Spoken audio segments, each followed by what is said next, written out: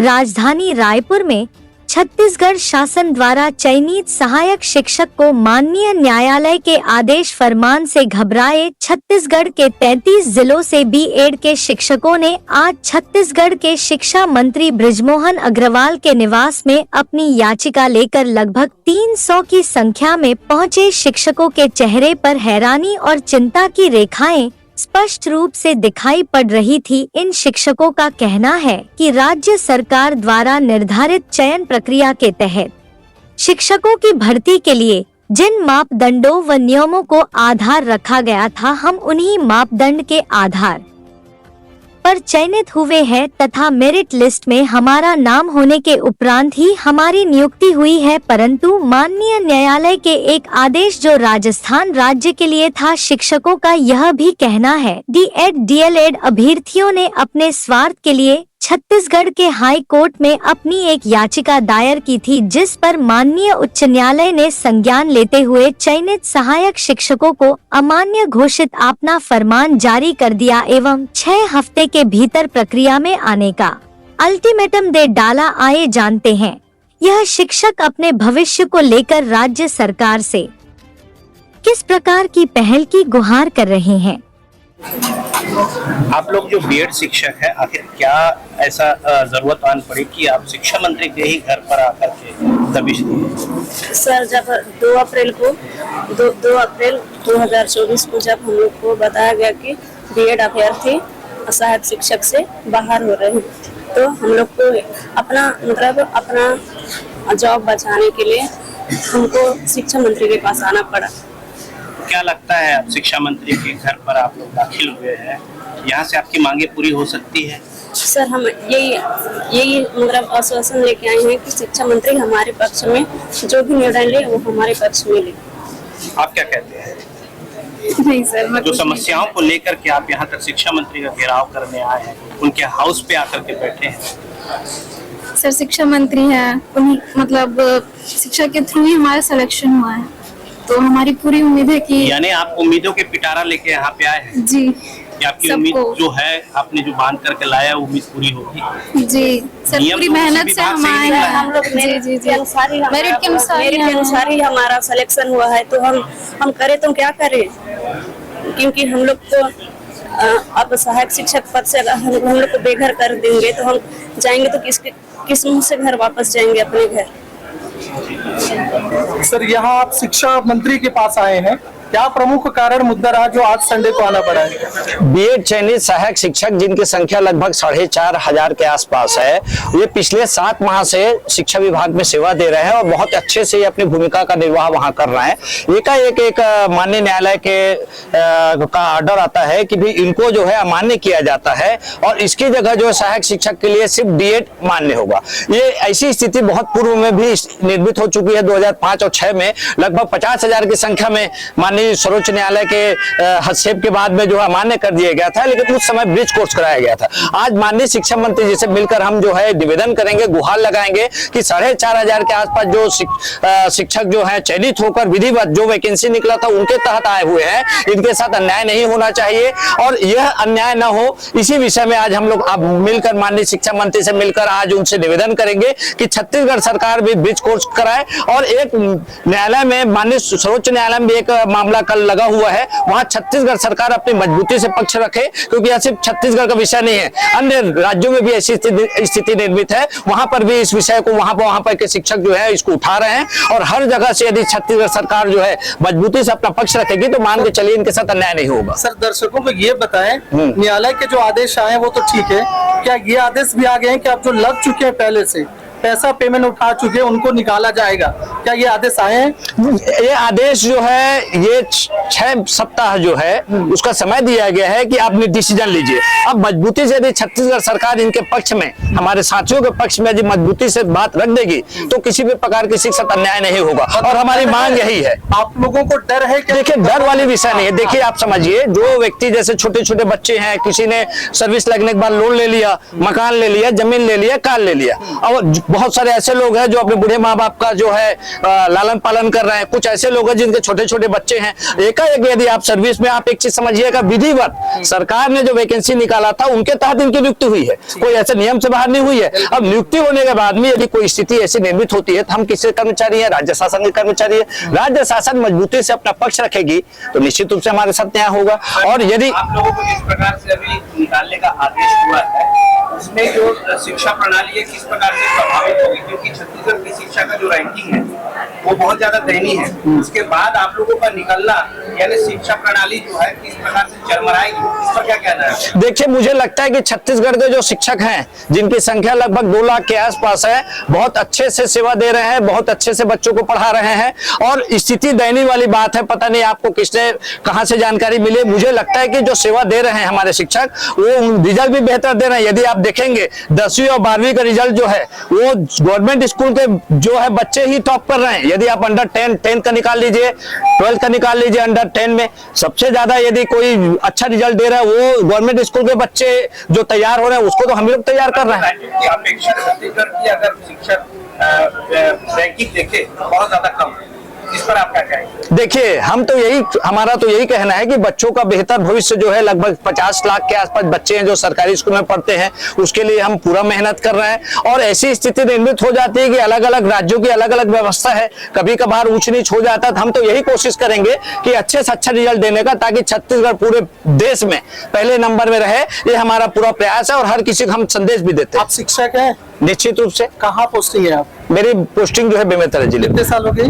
मेरे को लगभग 20 साल हो गए। 20 साल हो गए। तो आप इनके तरफ से प्रतिनिधित्व कर रहे हैं? निश्चित रूप से। इनको निकाला ना जाए, जी, ये समस्या है ना? हाँ, हाँ। मूल ये समस्या जी, ठीक। हाँ। वीरेंद्र दुबे, प्रदेश अध्यक्ष छत्तीसगढ़ शालेय शिक्षक संघ। ठीक, कहाँ से आए हैं? मेरा सहायक शिक्षक के रूप में मेरा पोस्टिंग है कांकेर जिले में, तो वहाँ से हम लोग मंत्री जी के पास में आए हैं। एक्चुअली मई 2 जी प्रकार की अभी परिस्थितियां बनी हैं, जी, उससे आप अपने भविष्य को कितना सुरक्षित है? नहीं, मैं बिल्कुल सुरक्षित महसूस नहीं कर रही हूँ, क्योंकि जैसे पूरी प्रक्रिया के तहत हम लोग का सरकारी नौकरी लगा था। अब इसके बाद में अचानक हाई कोर्ट ने हमें बिल्कुल हमारे जो पद है, हमारी जो नियुक्ति है उसको निरस्त कर दिया गया है और सिर्फ 6 हफ्ते का समय दिया गया है। ऐसे में हमारे पास बहुत कम ऑप्शन है कुछ करने के लिए, जिसमें से एक था हमारी राज्य सरकार हमारा साथ दे, हाई कोर्ट जाए, उच्चतम न्यायालय जाए, स्टे ऑर्डर लेके। मैं उससे पहले दूसरे सरकारी ही जॉब में संविदा के रूप में कार्यरत थी, तो क्योंकि अब ये रेगुलर पद है इसलिए मैं यहाँ पर स्विच की हूँ। अब ऐसे में वो मेरी जॉब जा चुकी है, वहां से मैं बिल्कुल भी, वो तो रक्षा मेरी चली जा चुकी है। इसके बाद मैं जब यहाँ पर हूँ, यहाँ पे भी मुझे पद मुक्त किया जा रहा है। जैसे अगर उच्चतम न्यायालय की बात करें तो अब मेरे पास ऑप्शन बहुत कम है कि अब मैं अगली अगर परीक्षा की तैयारी करती हूँ तो एक मेरे दिमाग में हमेशा एक बात रहेगी कि वो एक मानसिक तनाव रहेगा कि जो अभी मेरे एक सरकारी नौकरी से प्रतिष्ठा जुड़ी हुई होती है, तो अगर फिर से कुछ ऐसा हो जाता है भविष्य में मेरे साथ में, तो वो मानसिक जो मैं बहुत ज्यादा प्रताड़ित रहूंगी और पढ़ने की क्षमता दोबारा तो मैं पता नहीं बना पाऊंगी कि नहीं बना पाऊंगी। यहाँ आकर के जी, शिक्षा मंत्री के बंगले पर स्विच ऑन किए, क्या लगता है अभी? बहुत हमारी उम्मीदें हैं कि शिक्षा मंत्री से बातचीत हुई कुछ ऐसे, अनुभवी मंत्री है, उसको लेकर के क्या उम्मीद जता रहे हैं? नहीं, हमारी पूरी उम्मीद है, आश्वासन देंगे हमें कि रखेंगे, हमारी तरफ से केस लड़ेंगे। ये पूरा उम्मीद है, इसलिए हम यहाँ पे खड़े हैं आज। और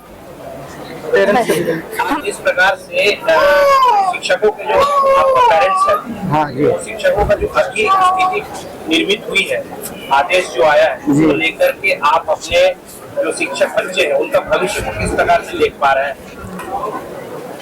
आज वर्तमान की स्थिति तो ऐसा लग रहा है उनके सिर पर बहुत दुख संकट मंडरा रहा है, क्योंकि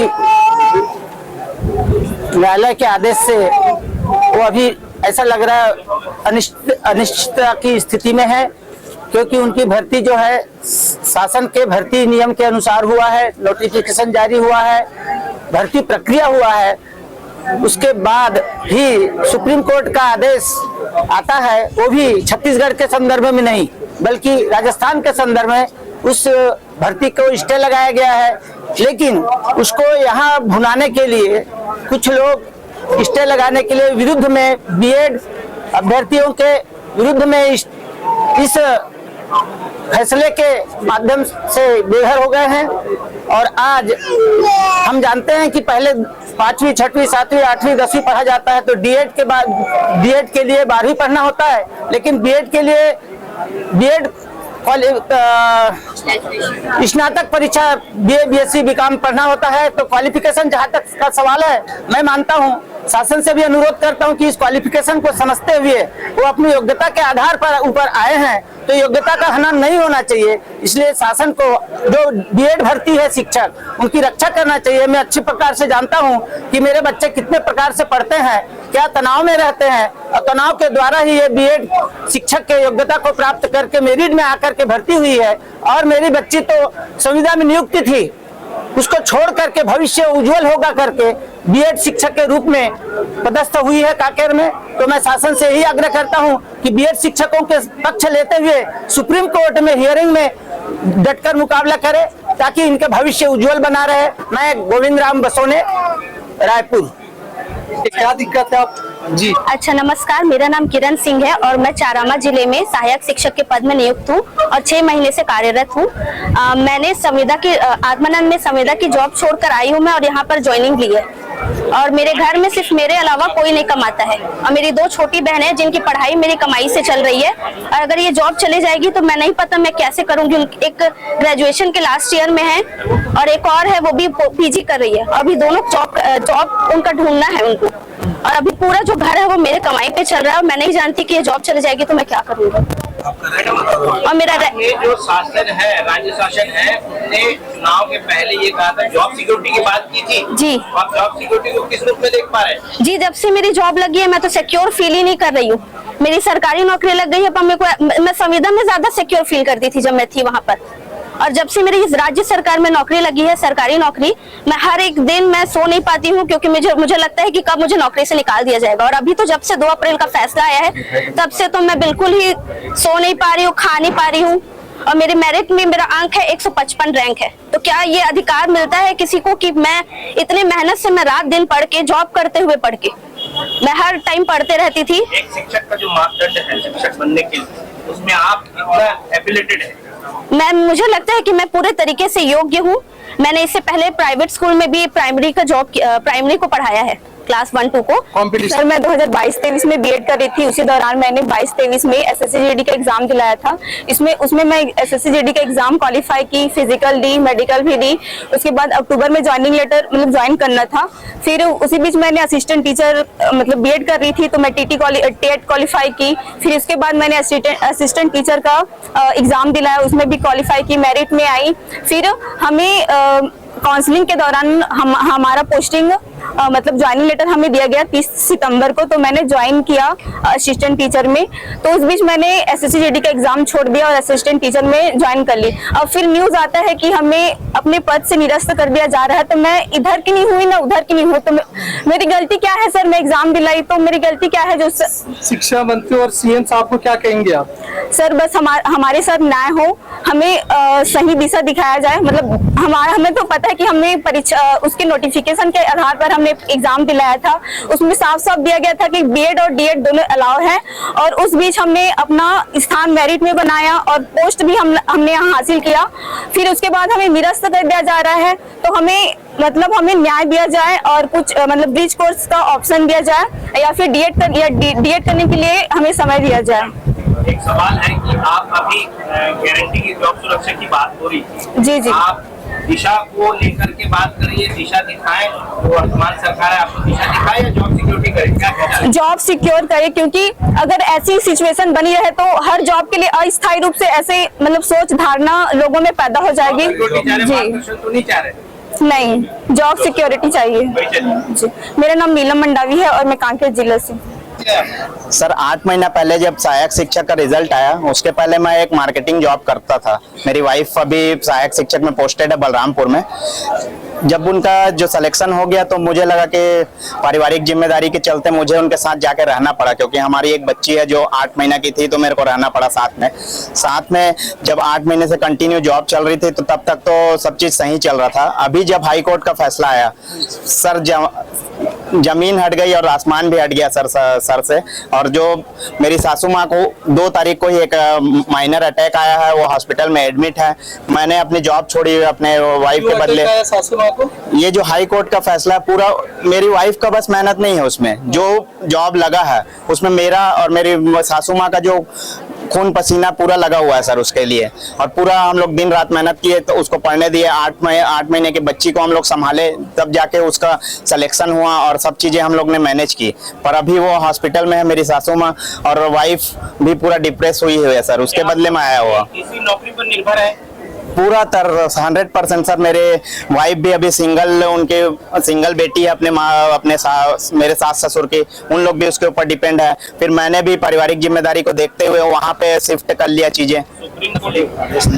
सुप्रीम कोर्ट का आदेश तो सर जो राजस्थान में एक केस चल रहा था उसके तहत हुआ था, और हम लोग को छत्तीसगढ़ में इस चीज का एक भी खबर भी नहीं था कि कोई केस चल रहा है। राजस्थान में एक ऑर्डर आया और उसके बाद एक सुप्रीम कोर्ट में राजस्थान के फैसले को अपग्रेड किया, और उसके बाद पता चला कि छत्तीसगढ़ में भी सहायक शिक्षकों को निकाल रहे हैं। सुप्रीम कोर्ट ने तो छत्तीसगढ़ के लिए स्पेशल ऑर्डर नहीं निकाला, फिर इसको क्यों फॉलो अभी तक जो क्या जानकारी है? सर वो डीएड के जो छात्र थे उन्होंने यानी कि हाईकोर्ट में पिटीशन दायर की कि राजस्थान में जो हुआ है वो सिर्फ हमारे साथ हो। डीएड वाले ने अपना फायदा रखने के लिए हाईकोर्ट में पिटीशन दायर करी, और अपना यानी कि जो जिस एग्जाम में उन्होंने कम नंबर पाए, हम लोग मेरिट पाए हैं, उसमें उन्होंने ये दायर की कि हमको डीएड वाले को पूरी तरह से निकाला जाए और हमको रखे नौकरी पे।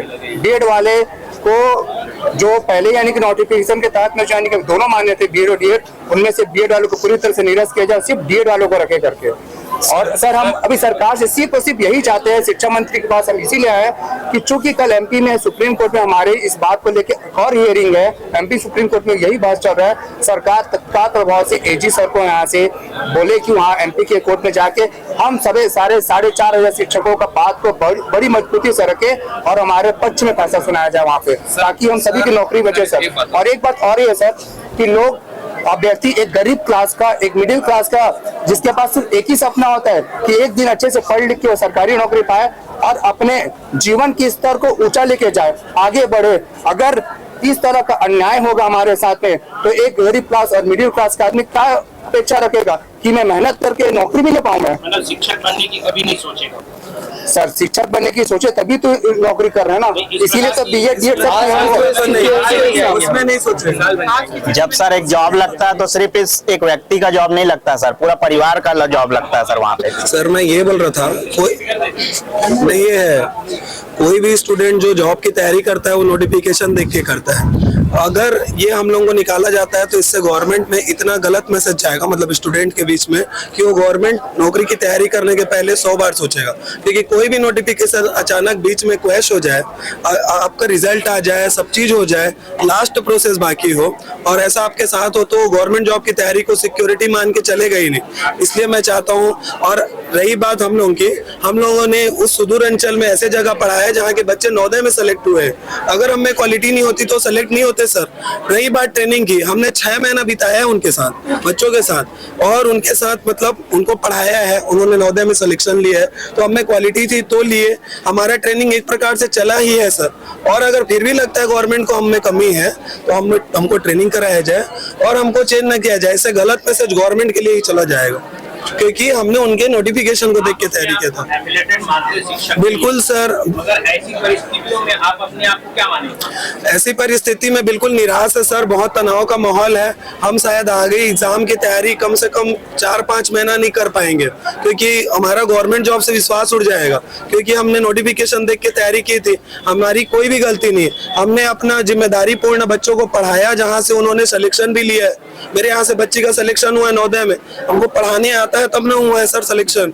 मेरा नाम अभिषेक। बड़े पैमाने पे शिक्षक हैं, अगर अचानक आप लोगों को निकाला जाता है, आप लोग निकल जाते हैं, उसके बाद स्थिति छत्तीसगढ़ में क्या होगी आपकी? मेरे को लगता है कि हम लोग वेल क्वालिटी टीचर हम लोग हैं, बिकॉज हम लोग मेरिट में रैंक तो लेके आए ही हैं, और उसके साथ साथ हम लोग क्वालिटी भी रखते हैं। हम लोग टेट भी क्वालिफाई करके आए सर। मैं एक बात ये भी बोलना चाहूंगा, बीएड के जो कैंडिडेट्स हैं उन्होंने टेट ज्यादा क्वालिफाई करके आए, यानी हम लोग मनोविज्ञान पढ़ के आए हैं।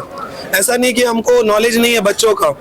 और मेरिट में स्थान भी बनाए हैं। ऊपर से नोटिफिकेशन देख के इस जॉब में आए, तो हमने कोई गलती जब की ही नहीं है, तो यहाँ पर हमको सिक्योरिटी देना चाहिए। 2 जुलाई के मेरिट मेरा नाम अभिषेक पांडे है सर, मैं चारामा ब्लॉक में पोस्टेड हूँ।